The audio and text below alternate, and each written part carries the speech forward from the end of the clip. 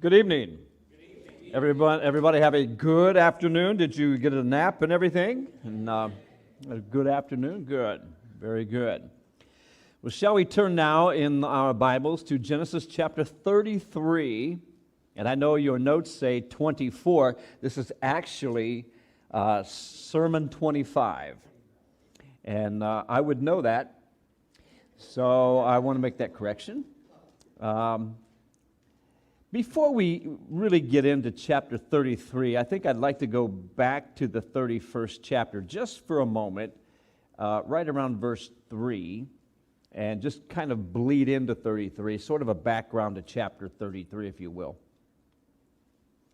Where the Bible says, "Then the Lord said to Jacob, 'Return to the land of your fathers and to your family, and I will be with you.'" So he has the word of God and the promise of God that he steps out on.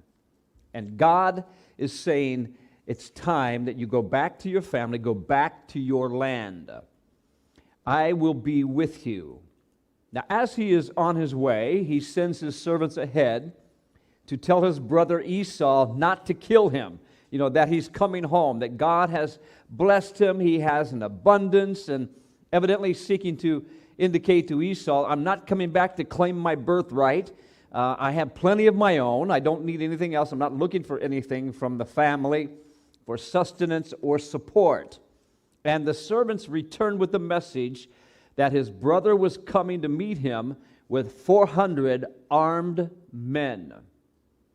Now he recognizes that this wasn't a necessary kind of a welcoming committee, and so he began to get fearful. And so he prayed in verse 9 of chapter 32. He prayed, "O God of my father Abraham, God of my father Isaac, the Lord who said to me, 'Return to your country and to your family, and I will deal well with you.' Lord, you asked me to come back. You said you'd be good to me, and now here comes Esau with 400 armed men. I'm not worthy of the least of all the mercies and of all of the truth which you have shown your servant. For I have crossed over this Jordan with my staff and have become two companies." In other words, when I came here, I only had a stick, a little walking stick, and now I've got two companies of flocks and herds and servants. "Deliver me," he said, "I pray, from the hand of my brother, from the hand of Esau, for I fear him, lest he come and attack me, and the mother with the children. For you said, I will surely treat you well, and make your descendants as the sand of the sea, which cannot be numbered for multitude." So, news of his brothers coming to meet him struck fear in his heart. And he prayed again, and he reminded God, "You are the one who told me to come home. You said you would deal well with me, and you told me also my descendants would be as the sand of the seas. But I confess to you that I am afraid of Esau." He didn't cover it up. He didn't try to sugarcoat it for God. He was just completely transparent. That's how we need to approach God. God already knows the details. He already knows. So we don't have to use different verbiage and different words no, come right up. "God, I'm afraid. The man has me, he's going to kill me." So the Lord directed Jacob perhaps, or perhaps Jacob did it on his own, I'm not sure, scheming to restore the relationship that he had with Esau. And he did it first of all by sending out these droves of animals. Now, God had already told him, "I'm going to be with you." God had already promised him everything will go well. Yet, God gives him the promise, and he says, "But there must be something that I have to do." Familiar? Anybody familiar? Yeah. I have to do something because it's up to me to make sure that God knows what he's doing. And so he began to bless his brother with these gifts, building up his brother, sending out ahead of him some gifts, flocks and donkeys and all kinds of animals and so forth. And speaking of him as Lord and himself as his brother's servant. That wasn't God's will.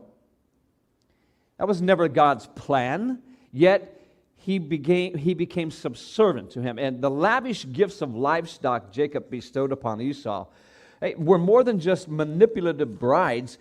Jacob earnestly sought Esau's forgiveness. He really had all of this time to think about this. He'd been there 20 years. And he really wanted to seek his forgiveness. He sought to pay restitution for the blessing that he had stolen. I know that's a harsh word, but that's exactly what he did. So having shared with his brother the bounty and the blessing that God has bestowed upon him while he was there in Paddan Aram, and so we find now here in chapter 33, here's the showdown. Here is where it begins, chapter 33.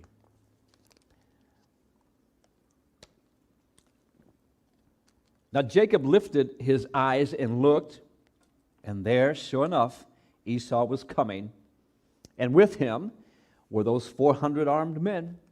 So he divided the children among Leah. Leah took her children. Rachel, she took her children. And the two maidservants, they took their children. And he put the maidservants and their children in front, Leah and her children behind, and Rachel and Joseph at the end. Then he crossed over before them and bowed himself to the ground 7 times until he came near to his brother. According to the Amarna tablets,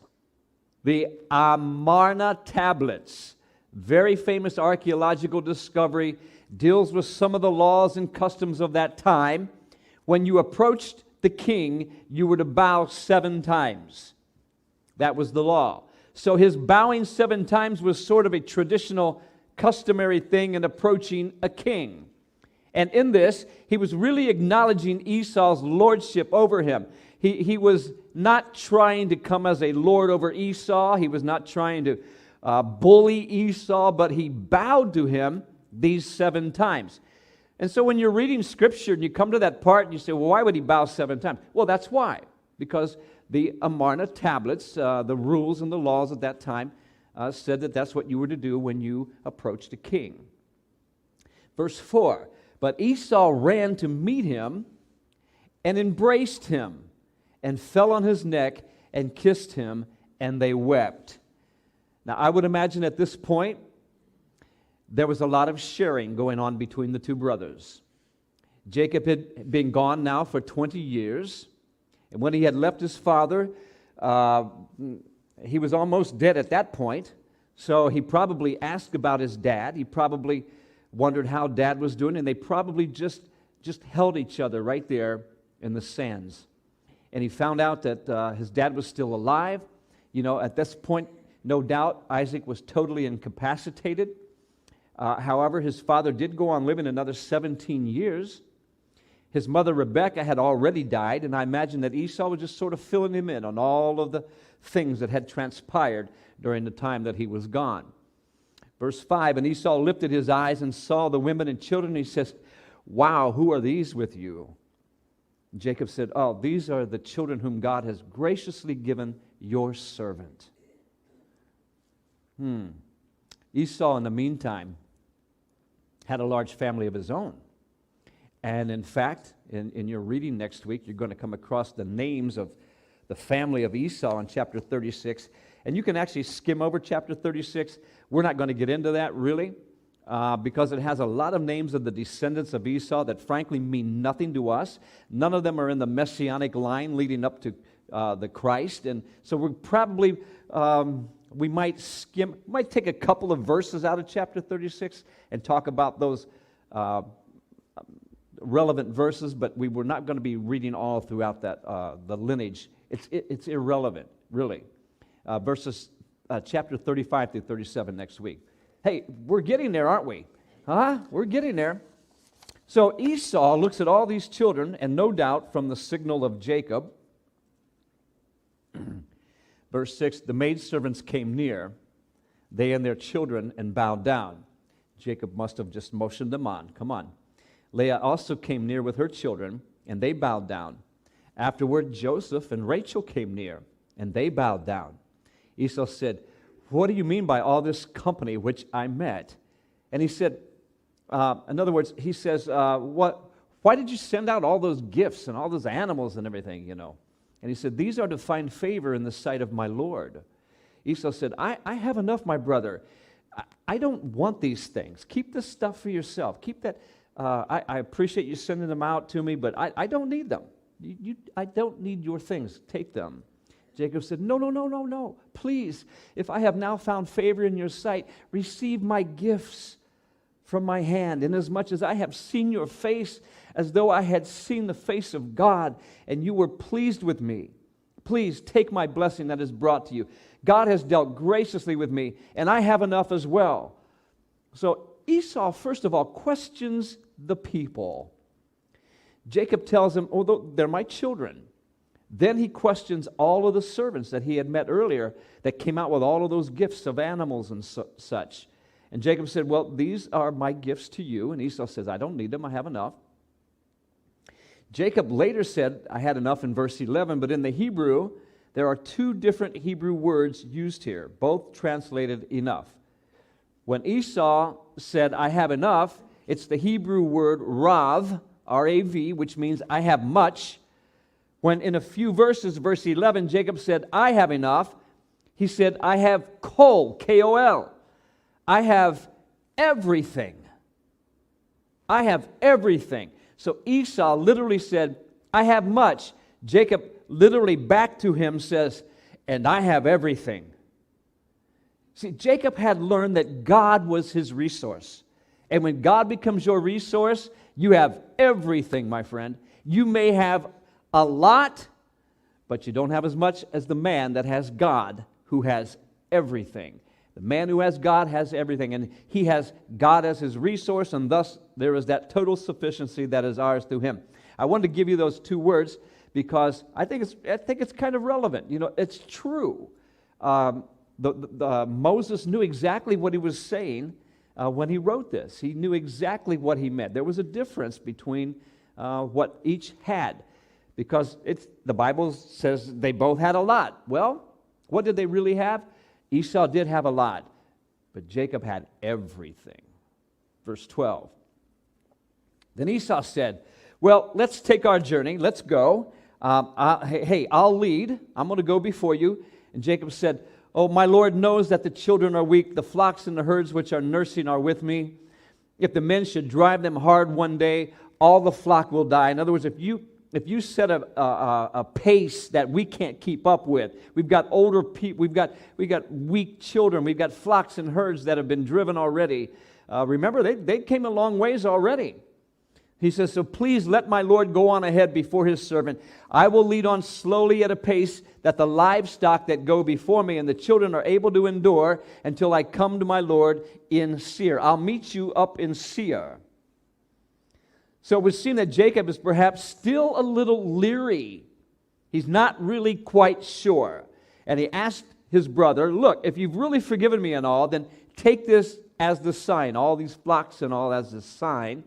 He said, please take them from me as a sign that you have forgiven me. And when Esau says, let's go together, Jacob says, well, you go ahead. We've got, and he starts making excuses. We've got the children, we've got weak. Go ahead, I'll meet you up the road somewhere. And he's sort of seeking to separate immediately. He has, the restitution has been there. The reconciliation has come. And so he's ready to just, I don't want to move in with you. I'm good. And he kind of wanted to go his own way. Thinking, hey, I met him. There was a peaceful meeting. I'm satisfied. This burden, this weight, all of this fear and anxiety and worry that I was carrying is gone now. My brother and I, we hugged, we talked, we caught up. You go on, I'll come along at a pace that the children and animals can handle. Now, Jacob had been driving them pretty hard up to this point. He was fleeing from Laban. He was really moving them out. And during the time they were fleeing from Laban, they were driving the flocks and the people very hard. No doubt the pace slowed down once they left Laban. And now the pace is really going to slow down. He tells Esau, oh, I'll come along. I'm going to hang back a ways, but we'll meet you there in Seir just as soon as we're able to get there. I'm going to be driving at a much slower pace than what you're going to go. You just go ahead. Verse 15. And Esau said, now let me leave with you some of the people who are with me. But he says, why? Well, there's no need for that. What is their need? Let me find favor in the sight of my Lord. Esau returned that day on his way to Seir. Jacob journeyed to Succoth, built himself a house, and made booths for his livestock. Therefore, the name of the place is called Sukkot. The festival of Sukkot, the Jewish festival of Sukkot.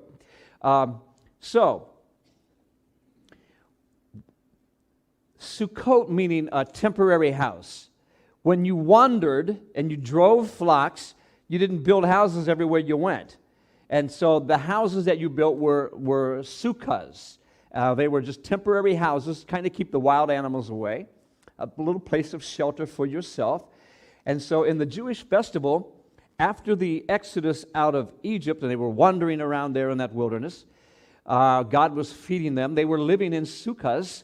A sukkah is, again, a temporary house, but you can see through it, like a thatched roof. You can see through, you can see the stars, you can see. So once a year, the Jewish people, even today, will build a little temporary hut or construct a temporary hut in remembrance of the exodus of Egypt. And they will actually go out, and it's in October. It's kind of chilly. Actually, I'm looking at Darlene, she's shaking her head. It's really chilly sometimes. We have spent nights in Sukkah, and so we know. You are to, the commandment is that we are to see the stars.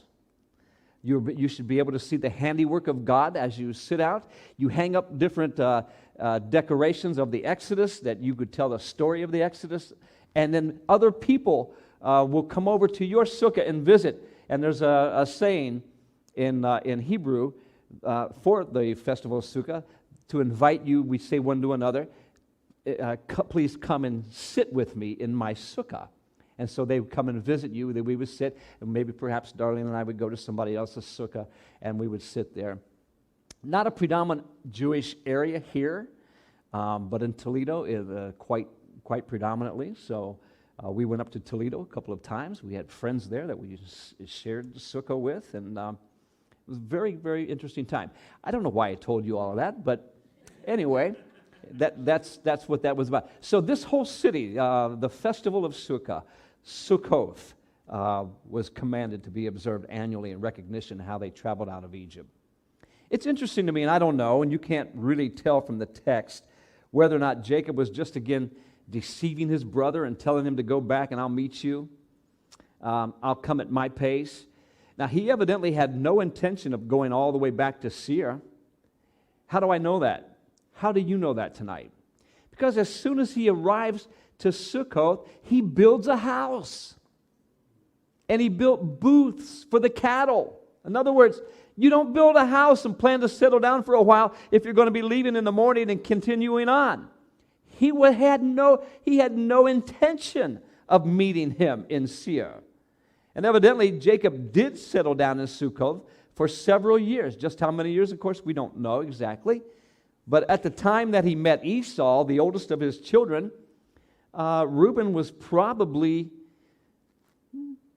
12 years old at the most. And so when they left Sukkot and came to Shechem, it was at Shechem that the daughter Dinah was raped by the prince of Shechem and her older brothers. And her older brothers protected her with their lives, got revenge against the people of Shechem for that act against their sister. So the brothers had to be probably in their 20s at that time. So it's possible they stayed here in Sukkoth for as much as 8 years. I don't think he had any intention of meeting him in Seir. He was there 8 years. Esau must have thought, well, now, this is quite the slow pace, my brother. You said, it's been 8 years. Sukkoth was still on the other side of Jordan. They had not yet come back into the land that had been promised to Abraham. It was a great place for grazing, and so having all the animals that they did, they probably just remained there for a while.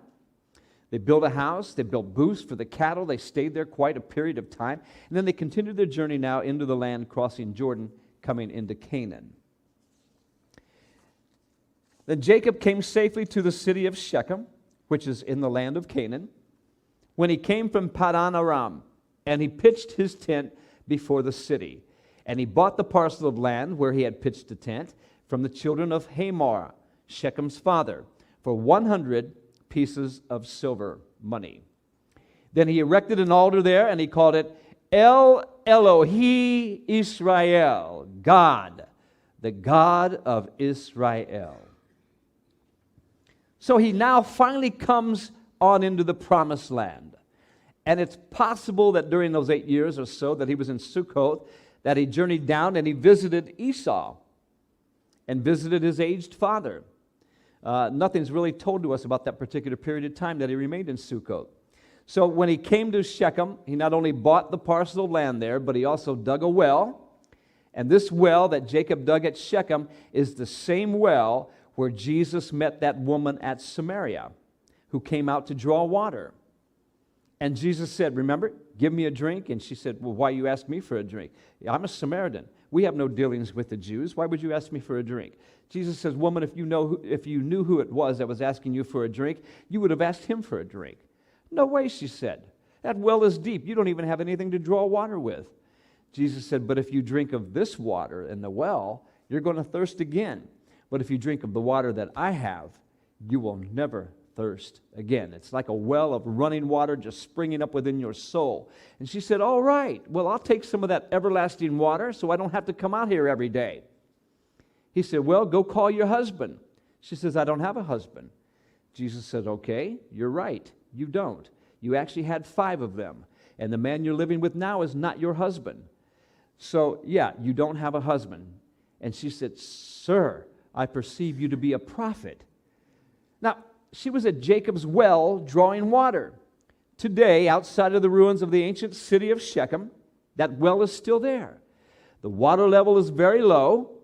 It takes a long rope to get your can down in that water to draw that out of that well there, Jacob's well. The well that Jacob dug in Shechem. Shechem is at the foot of Mount Ebal in Mount Gerizim, in a valley not far from the ancient capital of the northern kingdom of Israel, which is in Samaria.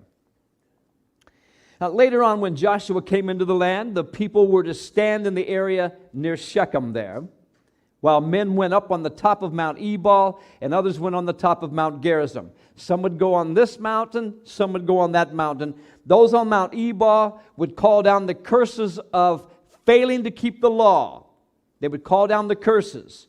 Those on Mount Gerizim over here, they would call down the blessings on those who kept the law.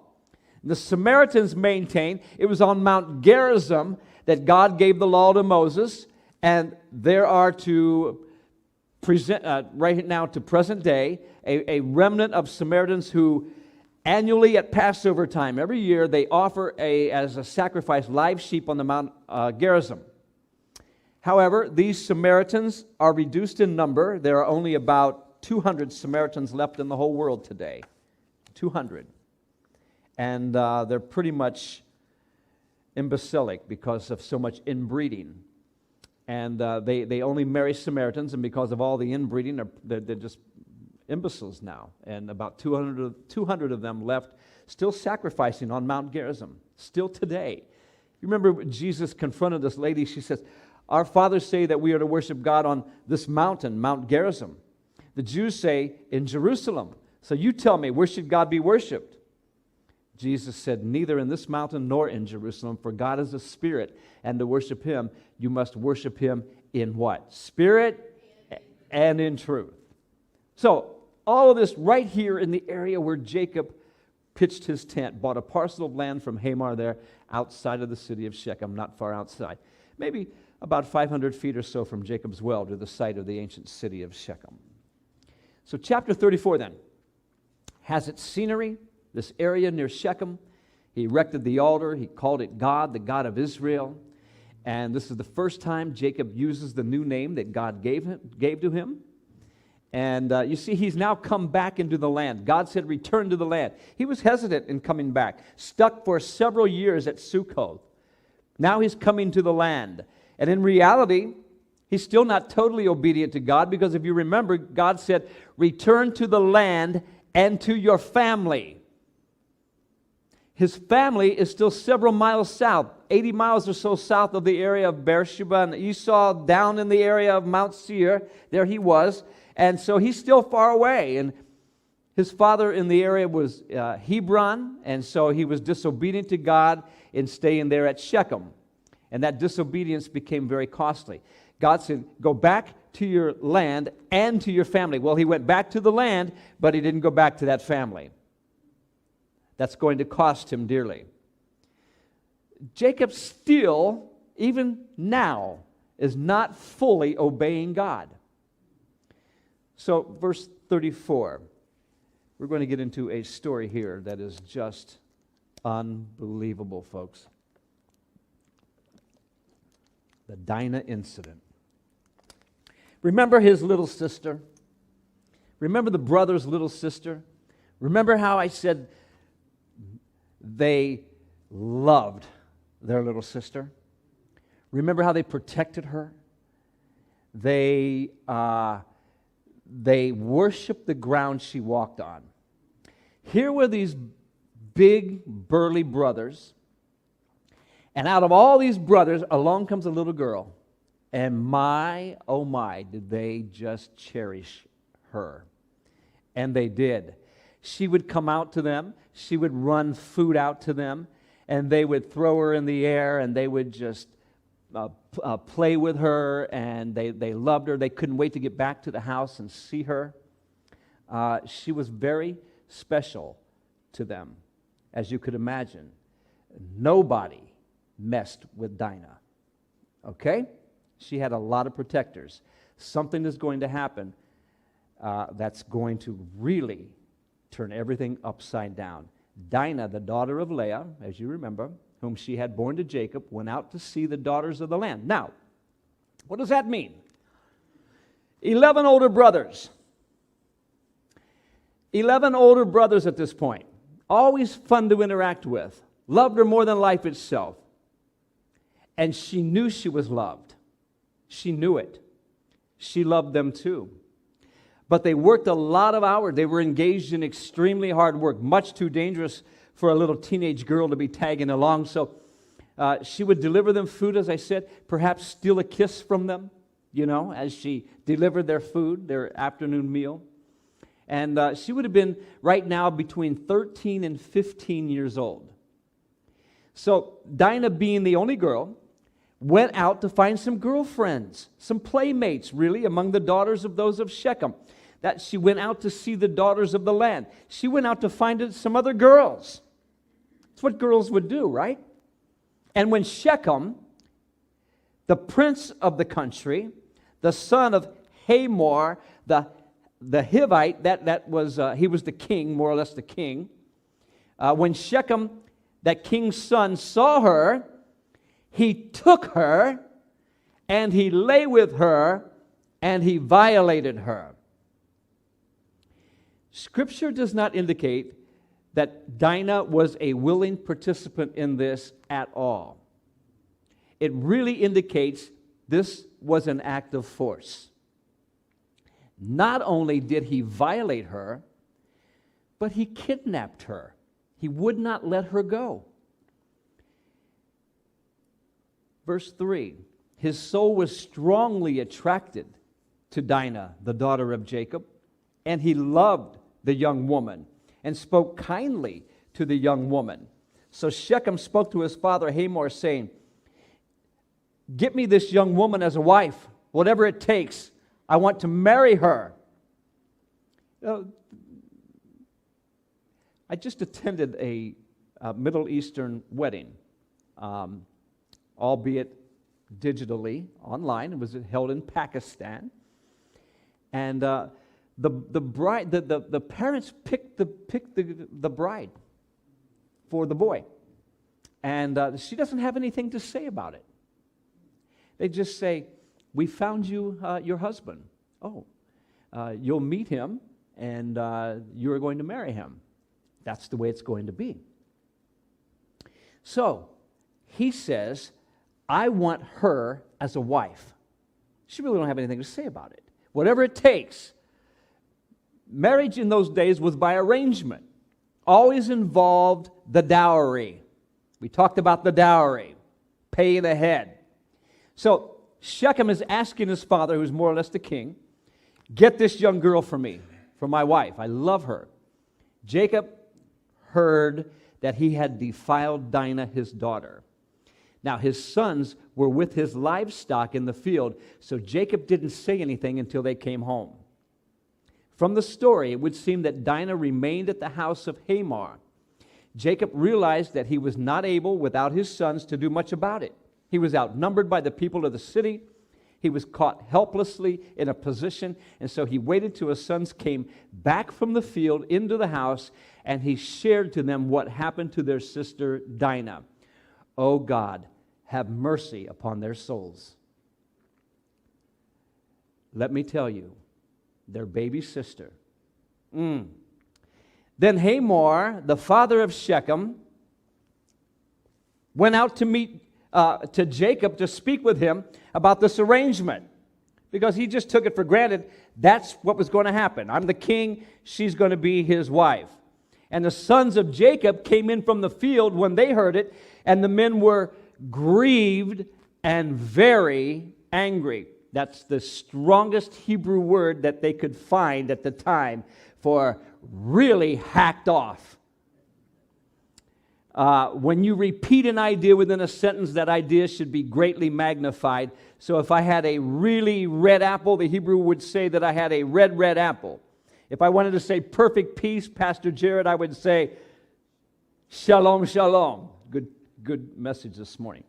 Or it would say that I had a red apple that was very red. And here, when the brothers came in from the field and was told this news, verse 7 says, they were grieved. That's a very strong word. Grieved is from the pit of your stomach. That means when Jesus was grieved, it was from down here. It wasn't just an emotion. It was from the very pits of their stomach, and they were angry is what the Hebrew says. Actually, the rabbis teach that these boys were completely out of their minds. They had lost their mind. Imagine, enraged. And the men were grieved and were very angry because he had done a disgraceful thing in Israel by lying with Jacob's daughter, a thing which ought not to be done. Not only the concern for their little sister, but they had a great concern for the promises of God and for the line from which the promises were to come. These Canaanites were not to be part of that plan of God at all. They were not to breed with these with the Jews. But Hamor spoke with them, saying, "The soul of my son Shechem longs for your daughter. Please give her to him as a wife, and make marriages with us. Give your daughters to us. Take our daughters to yourselves. You can have anything you want," the king said. "You can dwell with us. Come, we'll let you share whatever we have, our riches, and this land shall be before you. Dwell and trade in it. Acquire possessions. Set up permanent housing." And then Shechem said to her father and her brothers, Shechem had nerve to even come along here. And Shechem says, "Let me find favor in your eyes, and whatever you say to me, I will give." So he's now talking to, this is the violator who's talking to the brothers. He's saying, "Let me find favor in your eyes. Whatever you say to me, I will give." So here the dad and the son are seeking now to sort of strike a bargain with Jacob. Let's intermarry. Let's mix together. And they're asking for a mixture of the people. You marry our daughters, we will marry your daughters, and we just sort of absorb into your country. And you can just become part of our society. You can gain possession, and you can live with us. You can join with us, and we will just be melted in together. Of course, that would have completely frustrated the plan of God. That would have thwarted everything. God bringing the Messiah into the world, that would have never happened had this transaction would have taken place. And Shechem is so in love with Dinah, he said, "Whatever you want, I will give it to you." Verse 12, "Ask me ever so much dowry. I'll pay whatever. I will give according to what you say to me. But give me the young woman as a wife." So the negotiations begin, and this is how it was done back then. I want to remind you, this was a custom. These boys, these brothers. Now remember, these boys are the sons of heel catcher. These boys are the sons of the schemer, the deceiver. And they have his DNA running all through their blood. And right now their blood is absolutely boiling. Verse 13.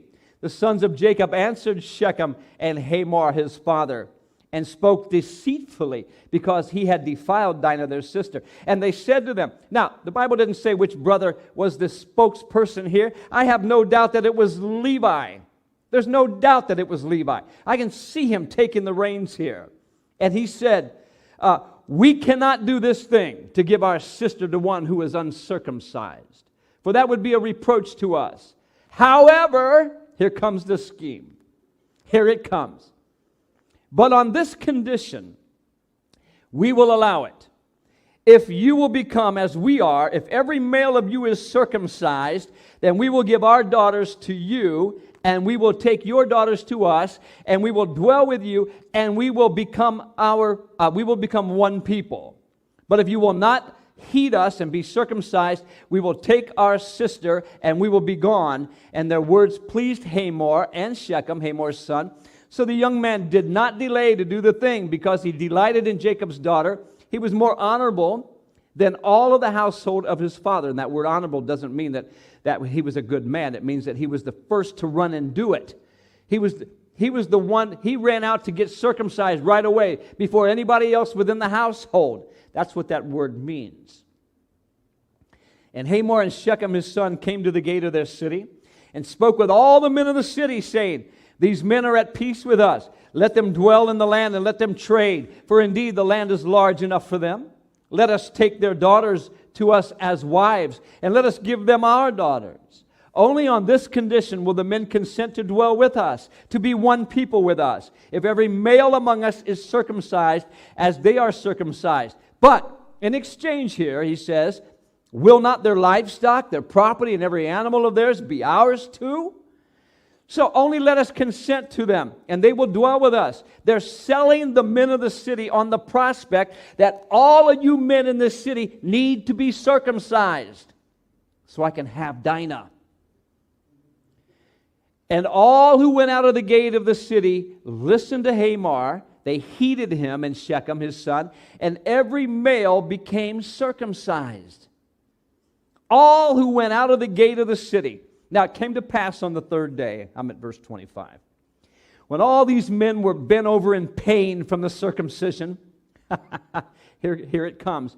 Two of the sons of Jacob, Simeon and Levi, Dinah's full brothers, each took his sword and came boldly upon the city and killed every male in that city. When they were in pain and they were swollen up, and they were absolutely, it was excruciating to them. They were worthless. They couldn't fight if they wanted to. They took advantage of that situation and went in and killed every male. And they also killed Hamor the king and Shechem the prince with the edge of the sword. Grabbed Dinah, rescued Dinah from Shechem's house, and left. Then, we're not done yet, because here come the rest of her brothers, okay? The sons of Jacob came upon the slain. They plundered the city. Because their sister had been raped and defiled, they took all their sheep, took their oxen, took their donkeys, whatever was in the city, whatever was in the field, stole all their wealth, took all their jewels, took all their money, took their clothing, took as much as they could, all their little ones, their wives. They took the wives, they took the children, they took them captive. They made them work for them, and they plundered even all that was in the houses. These boys were not playing. You hurt my little sister. And they lost their minds. They lost their ever-living mind. Verse 30. And Jacob said to Simeon and Levi, What have you done? You have troubled me by making me obnoxious among the inhabitants of the land, among the Canaanites and the Perizzites. Since I am few in number, they will gather themselves together against me, and they're surely going to kill me. I will be destroyed, and my household. But they said, what? We should just let them treat our little sister like a whore? I don't think so. Not going to happen. That was their reply. So, Jacob indicates really a weakness of character here in dealing with the sons. I mean, what they have done is really not excusable, but it should be noted that the whole issue arose because of Jacob's disobedience in the first place. They had no business being there. God said, go to the land and to your family. They're in Shechem. What are you doing over there? So often that one step of disobedience that compounds into a major kind of an issue. We step out of God's will. We say, well, but we did some of it. We started out right. You know, we had good intentions, but we started to do our own thing. And we begin to rationalize it. And we say, well, you know, we're back in the land, and maybe not back with the family, but we can go and visit them occasionally. And so you rationalize it, and you say, you know, I know, God, you said to go back to the family, but look, I can go back anytime I want. God said, it's not what I said. It's not what I told you. But no. Jacob went back to the land. He obeyed that part. They were not walking in the will of God, and as a result, the whole thing flared up. So true in our own lives. That incomplete obedience, that semi-obedience, that failure to fully submit your life to the will and to the plan of God can lead to disasters, can bring all kinds of problems. You'll find yourself embroiled in situations of which you wonder, how did I ever get into this mess? And it all begins by moving away from the center of God's plan and God's will for your life. It began with incomplete obedience to what God had commanded. There are places where you and I, as a child of God, have no business being, and we know that. And if you go into those places, you're stepping out of the purpose and you're stepping out of the plan of God for your life. Oh, God, but I'm big enough. I know right from wrong. I know I shouldn't be here, but look. And you rationalize it to God, and God ain't having it. He's like, zip it. That's not the plan. And you can find yourself embroiled in all kinds of tragic situations just because you're where God wouldn't want you to be. Look at all the trouble that Samson brought upon himself. Every time he ventured into the land of the Philistines, he wasn't supposed to be there. But he says, I'm big and burly and I'm strong and I can whip them all and I'll be okay. I'm a big guy, God. And God said, that's not the point. I said, don't go there.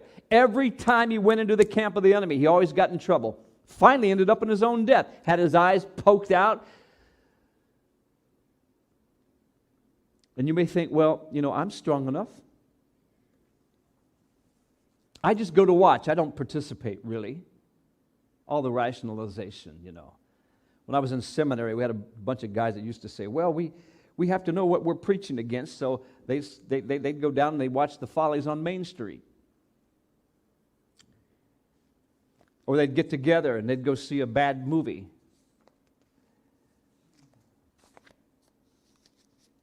And we say, how can you guys do that? Well, we have to know what we're preaching against. And they rationalize it. And I said, no way. We have no business doing that. God does not want me in that place. He does not want my eyes reading that book at all. Period. Dear friend, that rationale does not work with God. Because the moment you step into the enemy's territory, the moment you step out of the will of God, the moment you are disobedient, you are opening the door, and you can be sure that you are going to be facing major crises and major problems. And here Jacob stepped out of the complete will of God, just did a partial thing. God said, go back to your family. He didn't do it. Stopped short. Bought land in Shechem. Planned to settle down there. And you know how God saw that? God saw that as Jacob going, thumbing his nose at God. We don't want to do that. Old Abraham did the same thing. That incomplete obedience brought to him now a parcel of trouble as his sons did this despicable thing in killing all of the innocent males. Those males were innocent people. They didn't know all what the behind the scenes. They thought they sincerely entered into a covenant, which should have never been in the first place. The boys tricked them. And actually, the requirement that was made of them was almost blasphemous because they did it deceitfully. But God was not amused. Circumcision was a sacred mark between God's people and himself only, not these people. And here these boys are requiring these ungodly people to take the sacred mark of consecration to God, and they knew nothing of consecration to God. And Levi knew this. Those boys knew that. So they were taking the sacred things and treating them blasphemously. And then added on top of that, the murder of the men and the captivating of the women and the children. Those women and children were innocent. They didn't know. They had no part in that. They lost their ever-living mind. They just went berserk. Jacob was upset here. Not only that, he was worried. I mean, the inhabitants of the land they're going to regain, they're going to recoup, they're going to gather up again, and they're a lot greater than we are. They're going to hear what you've done, and they're going to attack us and wipe us out. And the only thing they could say to him, oh well, what are we supposed to do? Should we let them treat our little sister like a harlot? And Jacob had no answer for them to that question. There was no answer given. Now this act of the sons, Simeon and Levi, is not dealt with immediately. Jacob just sort of passes over it, doesn't say anything more about it at that time. But when it comes to the end of the road and Jacob is on his deathbed, and he's now going around the room pronouncing upon his sons the blessing, the patriarchal blessing. This deed of Simeon and Levi is not forgotten. It's brought up. Jacob brings it up in chapter 49. He sits on his bed just before he dies, musters all the strength he had to sit on the edge of the bed, looks around the room at those 12 sons now grown with their own family, pronouncing upon them prophecies of the future. And when he gets to Simeon and Levi in verse 5, listen to what he says. He says that Simeon and Levi are brothers. I think it's in your notes, actually. Simeon and Levi are brothers. Instruments of cruelty are in their dwelling place. Let not my soul enter their council. Let not my honor be united to their assembly. For in their anger they slew a man, and in their self-will they hamstrung an ox. Cursed be their anger, for it is fierce, and their wrath, for it is cruel. I will divide them in Jacob and scatter them in Israel. So he does not really give any blessing to Simeon and Levi, but he curses their anger and their actions. And Jacob knows that he has to move. He has created an abomination now among the people, and he was obnoxious to them, and now he's going to have to move on. And remember, these brothers are the same boys that throws Joseph in the pit. They're murderous and treacherous. And they sold their own brother as he's screaming and crying, please don't do this to me. Please don't do this. And he's watching them being carted off to a foreign land. And the Bible says they could care less. These were some treacherous boys. Pity the fool that violated their little sister. My goodness. So in chapter 35, we will find God saying to Jacob, arise and go to Bethel and dwell there. Next Sunday, we're going to get into the return to Bethel, what that means. May the Lord help us to learn the lessons that are in these stories. Two great lessons tonight, really. The lesson of restoring a bad relationship. That ended up well, didn't it? And how that should be restored. Don't do it Jacob's way, but the effort that was there, the prayers that was there. Surely Jacob's relationship with his brother Esau was bad. His brother hated him, sought to kill him. Jacob repaid and blessed his brother. He built up and edified his brother, shared with his brother, touched his brother, embraced, bowed in humility, and that love that had been dead, all was rekindled. And they will reunite again in this story at the death of their father. And those are the keys to the rekindling a dead love. Jesus said, change. You left your first love. Change. Do your first works over. And the way to restore a lost love relationship is actually by going back and doing the first works over. Change from your present coldness and aloofness. Set aside fleshly pride that prevents growth and restoration, and begin to give to that one that you love who has lost their love for you. Begin to give to them. Build them up. Share with them. And God can restore those bad relationships. And the second lesson that we want to learn tonight is to obey God completely.